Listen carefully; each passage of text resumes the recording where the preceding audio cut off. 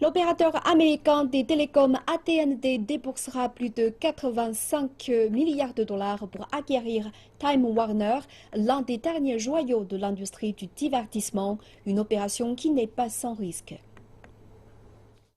AT&T et Time Warner unissent leurs forces pour offrir une programmation plus étendue à davantage de consommateurs. L'accord qui a été annoncé au cours du week-end dernier s'élève à 85,4 milliards de dollars.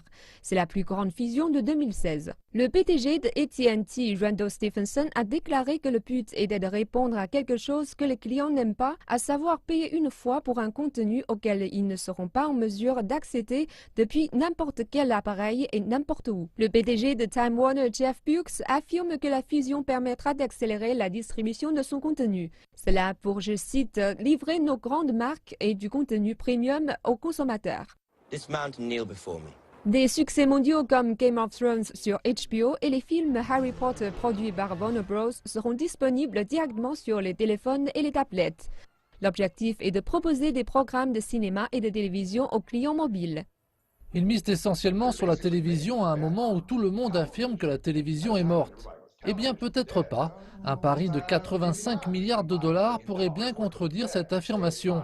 Il est possible que la télé n'est pas considérée à sa juste valeur, que ce n'est pas un simple objet qu'on place dans son salon, mais au contraire, quelque chose que l'on met dans sa poche. Et que pensez-vous de l'impact que cela aura sur les consommateurs ? Je pense qu'il faut voir ça sous deux angles. On peut faire cela en limitant vos choix, mais je dirais que non, cela n'a pas de forte incidence sur la concurrence. Mais il est vrai que pour participer, vous devez être important.